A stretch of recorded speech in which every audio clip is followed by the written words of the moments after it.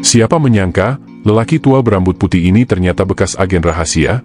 Hebatnya lagi, Anton Ngenget, begitu namanya, menjadi agen sekaligus untuk 3 kepentingan, RI, CIA, dan KGB.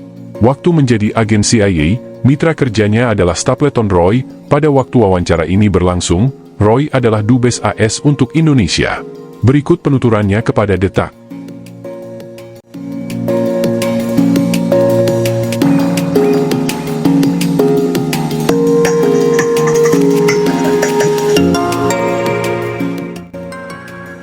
Apa yang Anda ketahui tentang Soeharto? Saya mau dari awal dulu. Sejak tahun 1945, Soeharto sudah menarik perhatian kelompok Patuk di Yogyakarta, sebuah kelompok orang-orang kiri, yang kemudian pecah menjadi PKI, PSI, dan Murba. Pembina kelompok Patuk ini antara lain Alimin. Dan kalangan PSI, antara lain Subadio Sastro Satomo. Saya bisa mengatakan ini karena kakak kandung saya sendiri, Raymond Ngenget, adalah kawan baik Syahrir, Amir Syarifuddin, Sayuti Melik, dan Sayuti Melok. Saat Madiun Affair, kakak saya ditangkap dan ditembak mati bersama beberapa tokoh PKI. Padahal sebetulnya dia bukan PKI, meskipun aliran politiknya memang kiri. Pada masa revolusi sampai Madiun Affair, dia menjadi sekretaris Dewan Pertahanan Daerah Kedu dan sekretaris Wongsonegoro, Gubernur Jawa Tengah waktu itu. Nah, kelompok Patuk selalu mengarahkan perhatian kepada orang-orang yang dianggap berpotensi untuk direkrut atau dibina. Soeharto masuk kelompok Patuk? Ya, dia seangkatan dengan Syam Kamaruz Zaman. Untung juga direkrut, tapi klasifikasinya di bawah Soeharto, sebab dia bukan perwira. Soal ini, narasumber lainnya adalah Marsudi, bekas asisten 1 Soeharto di Yogyakarta, yang kemudian diangkat sebagai Deputi Operasi Bakin. Aliran politik Soeharto cenderung kemana? Ke Murba. Kebetulan kesatuan Soeharto berada di bawah Divisi 4. Komandannya Sudarsono, aktivis Murba. Tahun 1948, Panglima Besar Sudirman mendapat info bahwa di Madiun PKI sedang menyusun kekuatan. Soeharto ditugasi untuk mengecek. Sepulang dari Madiun, kepada Sudirman, Soeharto melaporkan tidak ada apa-apa. Tapi ternyata pecah peristiwa Madiun. Salah seorang yang terlibat dalam peristiwa itu yang berhasil meloloskan diri adalah Latif. Latif itu bekas anggota Pesindo. Waktu Belanda masuk Yogyakarta tahun 1949, Latif juga masuk ke Yogyakarta. Ia ditampung oleh Soeharto dalam kesatuannya. Ketika pasukan Garuda Mataram dikirim ke Makassar, tahun 1950, Latif menjadi salah satu komandan kompinya. Dialah tukang pukul Soeharto. Hubungan itu terus berlanjut sampai Soeharto menjabat Pangkostrat. Tahun 1958, persekongkolan Soeharto dengan Bob Hasan dan Lim Swee Leong dalam penyelundupan di Semarang terbongkar. Soeharto dicopot sebagai Pangdam Diponegoro, digantikan oleh Kolonel Pranoto Rekso Samudro. Pranoto, yang dikenal jujur, menarik kembali semua fasilitas milik Kodam Diponegoro yang dipinjamkan oleh Soeharto kepada para pengusaha Cina untuk kepentingan pribadinya. Soeharto sangat sakit hati terhadap tindakan itu. Dia dendam sekali pada Pranoto. Selanjutnya, Soeharto disekolahkan ke SSKAD, Sekolah Staf Komando Angkatan Darat. Komandan SSKAD pada waktu itu adalah Kolonel Suwarto, yang, saya tahu persis, pro-Amerika. Sejak itulah Soeharto mulai didekati oleh CIA. Kenapa? Dia orang yang sakit hati. Itu biasa dalam dunia agen rahasia. Saya pun pernah dididik oleh guru-guru saya dari CIA bagaimana melakukan itu. Kembali ke Soeharto. Di SSKAD, sempat ada usulan supaya Soeharto menjadi ketua senat. Tapi usulan itu ditentang oleh DI Panjaitan. Alasannya, kondite Soeharto kurang baik. Merasa aibnya dibuka, Soeharto sangat jengkel kepada Panjaitan. Selepas dari SSKAD, bagaimana kelanjutan karir Soeharto? Beberapa lama berselang, Soeharto ditempatkan di Caduat, Cadangan Umum Angkatan Darat, yang merupakan kesatuan afkiran, pembuangan. Setiap anggota TNI AD yang dianggap sudah tidak pantas lagi di kesatuan yang lain, dilempar ke Caduat. Caduat ini kemudian berubah menjadi Kostrat. Itu di atas tahun 1961-an. Saya ingat karena anak buah saya ada juga yang di Kostrat. Anak buah saya ini bekas TI waktu saya masih di Aceh. Anda sampai di Aceh? Akhir tahun 1958, saya diperintahkan ke Aceh oleh Pangti Bung Karno. Dalam rangka operasi intelijen berkaitan dengan PRRL, penempatan saya di Aceh itu atas permintaan Zulkifli Lubis. Yang menangani saat itu adalah ajudan Bung Karno sendiri, Kolonel R.A. Sugandi, suami Min Sugandi. Di Aceh, saya ditugasi sebagai asisten salah satu resimen RPI, bekas PRRI yang orientasinya Islam, yang berkedudukan di Aceh Timur. Selama itu, saya pernah mendapat perintah dari Menteri Pertahanan RPI, Burhanuddin Harahap, untuk turut dalam delegasi RPI atau PRRI, saat berunding dengan Daud Beurewe sebagai Wali Negara Aceh, Negara Islam Indonesia. Ketua delegasi saat itu Mualim Patifinandas, wakilnya Mualim Zainal Abidin Nurdin, ex-anggota konstituante. Saya sendiri sebagai anggota khusus bagian militer. Sekembali dari perundingan di PD, markas besar Daud Beurewe, ternyata markas saya di Aceh Timur ini sudah kedatangan tamu dari luar negeri. Mereka adalah perwira-perwira TNI yang dilatih oleh CIA di salah satu pangkalan militer mereka. Mereka itu dikirim oleh Sumitro Joyo Hadi Kusumo. Kedatangan mereka, saya yang mengatur. Juga jaminan keselamatan mereka. Mereka membawa perangkat-perangkat yang masih belum dipunyai TNI, khususnya alat komunikasi dengan sandi-sandinya yang diberikan oleh CIA, dan sejumlah uang palsu Republik. Itu semua dibawa dengan kapal yang tercepat di Asia Tenggara saat itu, yang ditukar oleh Sumitro dengan 12 buah mobil Chevrolet Bel Air. Tapi waktu kapal itu datang, mereka kepergok oleh operasi AL, tapi mereka selamat, karena saya yang membawanya. Jumlah mereka kira-kira 12 orang. Di antaranya Edi Untoro Kusmarjo, bekas Kapten AL. Tahun 1959, saya memimpin Long March dari Aceh Timur ke Sumatera Timur. Kami tertangkap oleh pasukan Mayor Patiasina dalam pertempuran terbuka. Tapi, kepada Patiasina, saya bilang bahwa saya mendapat tugas dari Pangti. Setelah dihubungkan dengan Mayor Satibi Darwis, perwira penghubung di Medan, saya pun dibebaskan. Selanjutnya, melalui Kolonel Sugandi dan Mayor Patiasina, oleh Bung Karno saya diperintahkan untuk tidak melanjutkan penetrasi ke PRRI untuk mengamankan sarana Permina. Kebetulan di Permina ini memang ada faksi antara Ibnu Sutowo dengan PKI. Saya mendapat perintah untuk menangkap orang-orang PKI yang menjadi oposisi dari Ibnu Sutowo itu. Akibatnya, pembina PKI yang dulu menghubungi saya menganggap saya tidak becus. Sesudah amnesti umum terhadap semua gerombolan di Indonesia tahun 1961, melalui orang-orangnya, CIA menghubungi saya. Saya terima saja. Yang penting bagi saya adalah, saya mengetahui kegiatan mereka. Saya terus berhubungan dengan Kolonel Sugandi, yang sudah dialih tugaskan ke Sumatera sebagai perwira pada Kowanda, sampai beliau kembali ke Jakarta menjadi Kepala Penerangan Mabes ABRI, dan memimpin surat kabar angkatan bersenjata. Tahun 1964, bersama Sugandi, yang saat itu sudah Brigjen, saya mengeluarkan barang milik Amerika yang akan dirusak oleh Kedubes AS sendiri, di Tanjung Priok. Barang itu saya amankan. Lantas jadi heboh. Kedubes AS mengirimkan orang kepada saya, untuk membeli barang itu seharga 200 juta rupiah. Padahal saya membelinya murah, hanya 15 juta rupiah. Tetapi saya pertahankan. Entah bagaimana, oleh pihak Badan Pusat Intelijen barang itu dijadikan kasus. Saya dicari dan saya melarikan diri.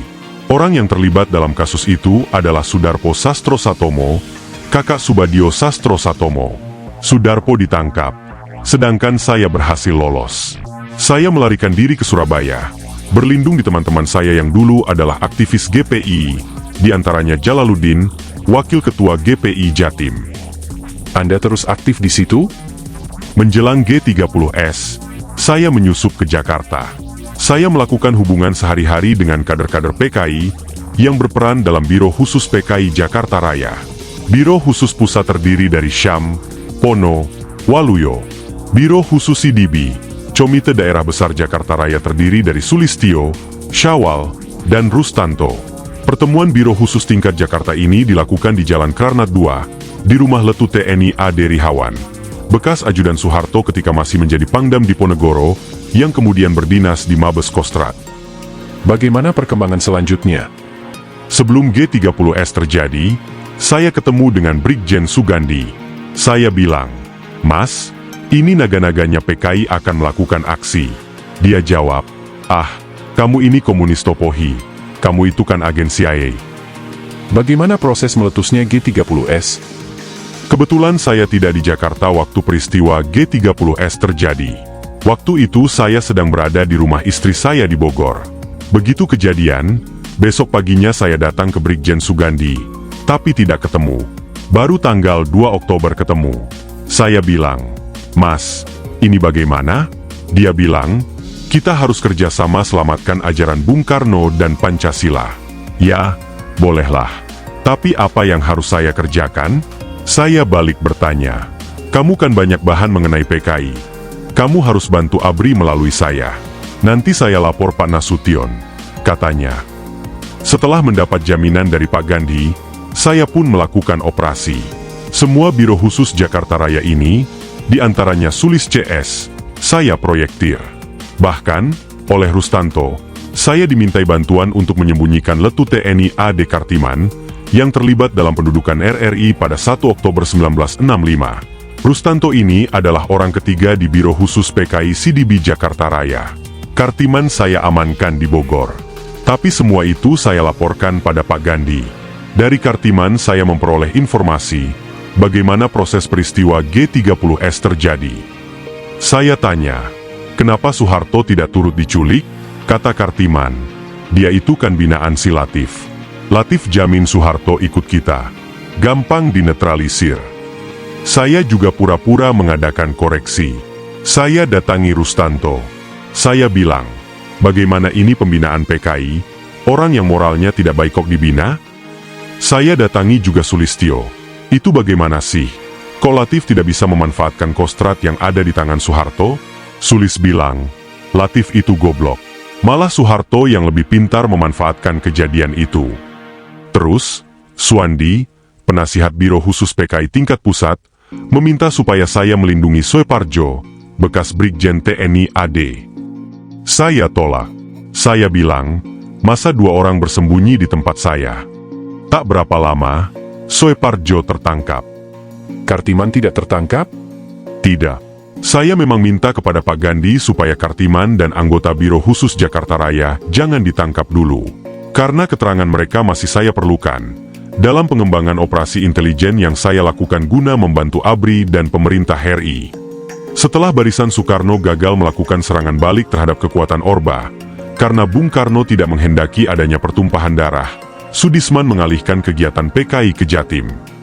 Setelah itu, Kartiman, yang ada di rumah saya lepaskan, dan saya arahkan dia supaya mengikuti perkembangan di Jatim.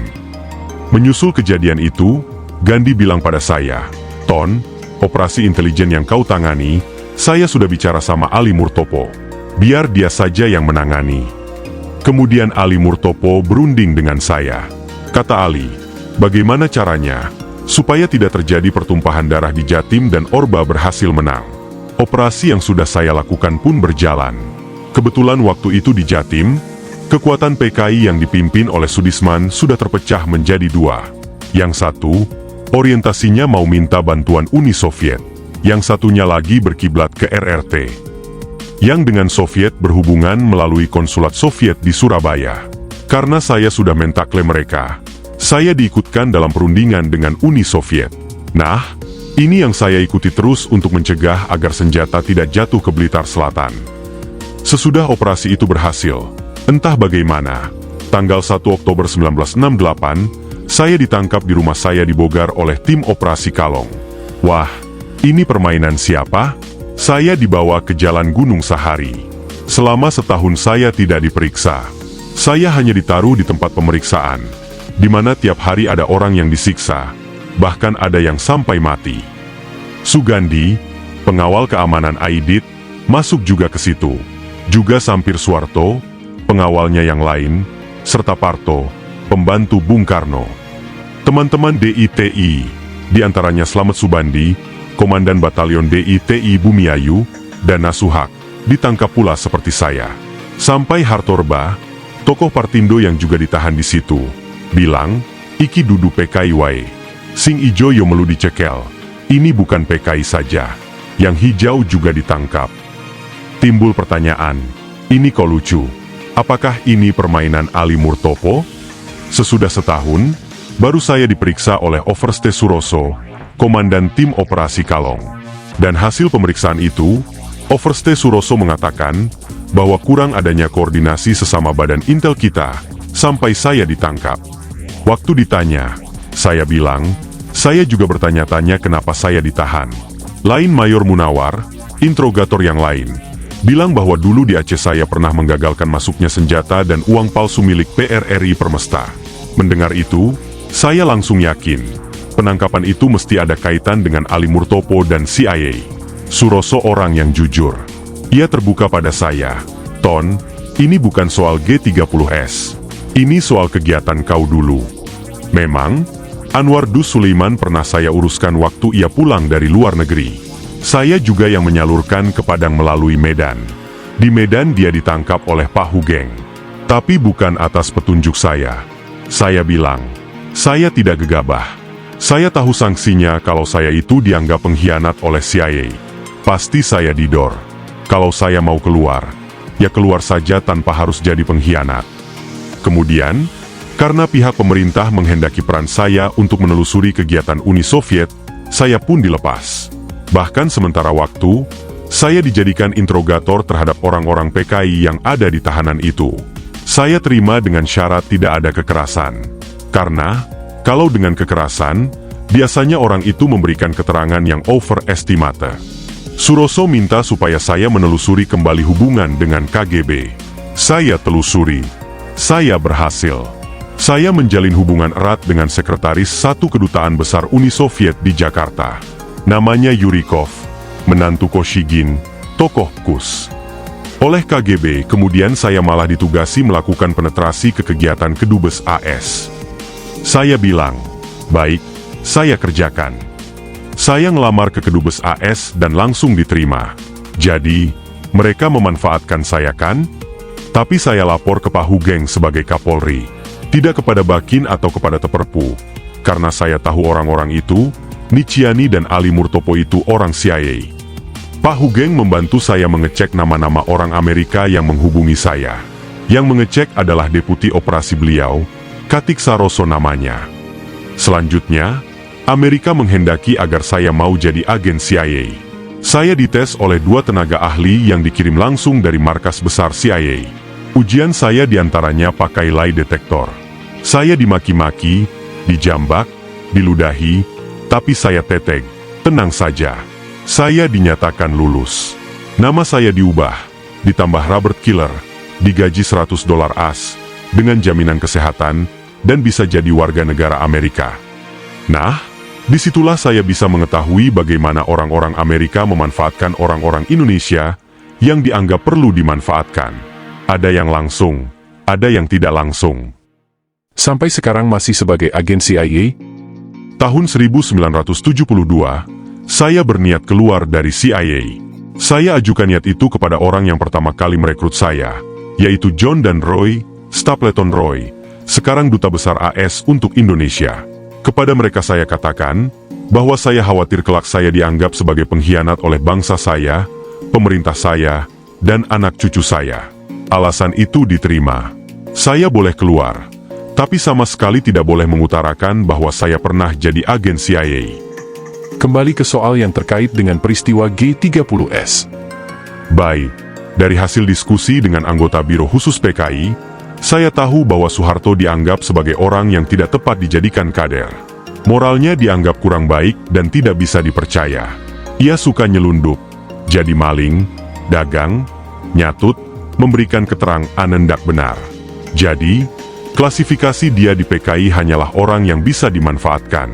Artinya, dalam klasifikasi pembinaan PKI, Latif justru lebih tinggi daripada Soeharto. Menurut Latif, ia melapor kepada Soeharto soal rencana penculikan para jenderal. Kenapa Soeharto tidak mencegah hal itu? Menurut saya, Soeharto mempunyai kepentingan tersendiri. Mungkin dia juga melakukan kontak dengan kekuatan anti-PKI. Waktu itu, asisten satu Soeharto adalah Yoga Sugama, yang pernah dididik di Inggris di bidang intelijen oleh MIS dan MIG. Terus, Ali Murtopo sendiri orang CIA yang ada di Kostrad. Jadi, Anda bisa simpulkan sendirilah dengan siapa kira-kira Soeharto melakukan kontak. Oh ya, tanggal 1 hingga 2 Oktober 1965, Soeharto masih mencoba menunjukkan sikap loyal pada Bung Karno. Lihat saja surat yang Soeharto tulis untuk Bung Karno. Anton memperlihatkan surat asli tulisan tangan Soeharto kepada Bung Karno. Selama orang-orang biro khusus itu di tangan saya, banyak juga informasi yang saya tahu, bahwa Latif itu ceroboh dalam menggarap Soeharto. Latif sudah telanjur meyakinkan pimpinan biro khusus PKI, bahwa Soeharto bisa dikendalikan. Nyatanya, Soeharto malah mbalelo. Ia malah menghantam PKI sendiri dan menghantam Bung Karno. Jadi, sekali tepuk dua korban. Tentulah ada unsur lain juga yang bermain di sini. Siapa itu? Berdasarkan feeling saya, ya CIA. Juga kekuatan-kekuatan lain yang anti Bung Karno. Jadi, keterlibatan Soeharto pada G30S itu jelas. Meski bukan ahli hukum, saya tahu dalam salah satu pasal KUHP disebutkan, bahwa barang siapa mengetahui seseorang akan berbuat kejahatan, tetapi tidak mencegah atau melaporkan kepada pihak yang berwenang, dia pun turut bersalah. Apalagi ini peristiwa makar. Nah, dalam peristiwa G30S, jauh hari sebelumnya Soeharto sudah mengetahui adanya isu Dewan Jenderal. Tapi dia diam saja. Latif pernah bilang, bahwa anggota TNI AD yang menjaga Pak Yani, Nasution, dan lain-lain pada tanggal 30 September malam, adalah dari Garnisun Jakarta Raya yang berada di bawah Latif. Yang mengkoordinir waktu itu adalah Kapten TNI AD Suradikaro. Jadi, tidak mungkin Soeharto tidak tahu. Menurut Anda, Latif orangnya Soeharto? Mungkin juga Latif double agent seperti saya. Makanya selamat terus dia. Apa indikasi keterlibatan Soeharto yang lebih dalam? Dia sudah punya rencana agar dia jadi orang pertama di AD. Begitu Bung Karno mengangkat Pranoto, kan Pranoto langsung dipanggil oleh Soeharto. Ojo gelem, jangan mau, kata Soeharto. Belakangan Pranoto malah ditelikung. Ia dituduh sebagai PKI. Padahal Pranoto itu santri cekek. Tentang Soeharto masuk melalui jalur Syam, bagaimana? Biro khusus di seluruh Indonesia itu kan ditangani oleh Syam. Untuk Jakarta Raya ditangani oleh Sulis alias Sulistino. Sulistino sering ketemu Soeharto? Tidak, cukup dengan Latif. Makanya Latif masih dikasih hidup oleh Soeharto. Tentu ada permainan tertentu.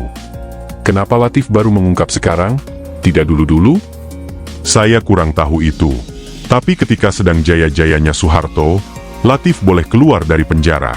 Pada tahun 1990, dia sering keluar dari LP Cipinang, pulang lalu ngeluyur singgah ke teman-temannya, terus sorenya balik.